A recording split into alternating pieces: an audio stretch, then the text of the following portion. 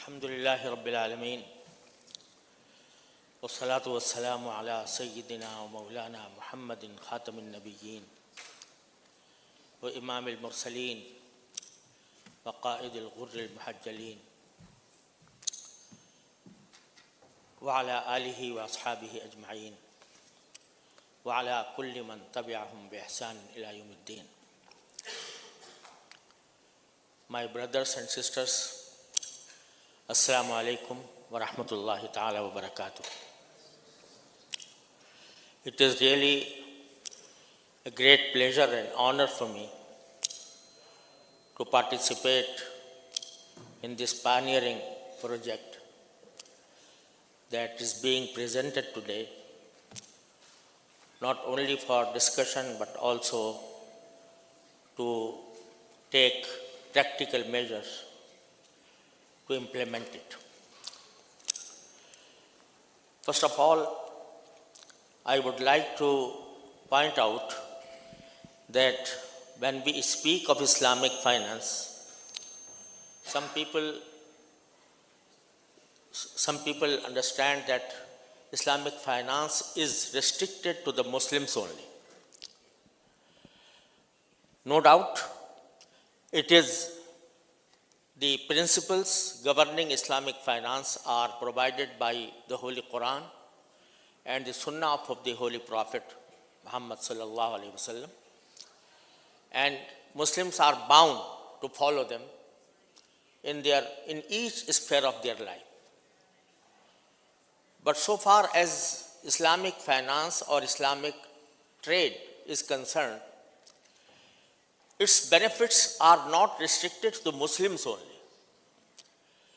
They comprise some principles, guiding principles that are for the betterment of the entire humanity at large. So therefore, it is not Muslims only that benefit from these principles and these values, but it also gives a better solution for the economic affairs throughout the world. Today we see that the human beings have experienced different systems of economy. There has been feudalism, then came capitalism, socialism and communism. But none of these systems could solve the problems of human beings so far as their economic life is concerned. Allah subhanahu wa ta'ala, through the Holy Quran and the teachings of the Holy Prophet Muhammad sallallahu alaihi wasallam, has given us a set of principles governing each sphere of life, including economy and finance. These principles are not made by human beings only on the basis of reason, only on the basis of experience, but they are given to us by revelation directly from Allah subhanahu wa ta'ala. Therefore, they aim at the betterment of all humankind, all human beings in this globe. So, this is the reason why non-Muslim countries are also interested in practicing according to those principles that are set by the Islamic financial system. For that purpose, in the last year, I think, I was very kindly invited by this university that is for higher studies of law and economy. And when I was in Moscow, Brother LC and Brother Krill, they have told me that they are thinking about a product or a project in which they want to use Islamic finance for the food security and for the purpose of exporting grains to the Muslim countries on the basis of Islamic modes of financing. I was very happy to see that they had developed this understanding and they have formed a forum in which this suggestion was discussed.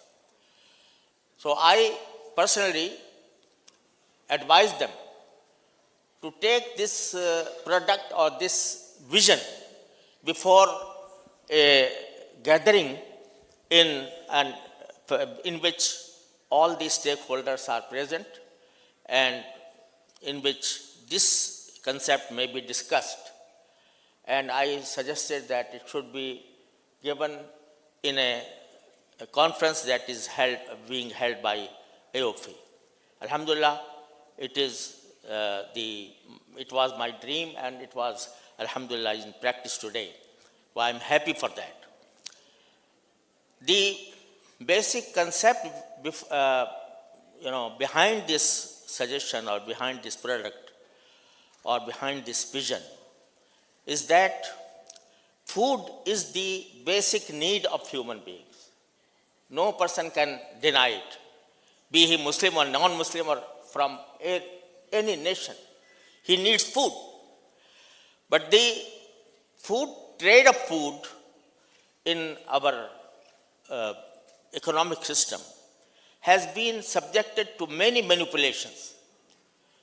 And when the traders of food, traders of grain, they come to the market, they act upon their own concepts of earning as much money as they want. And for that purpose, there is a chain of middlemen. There is speculative transactions because of which the food or grains cannot reach the poor people except on a very high price that they cannot afford. So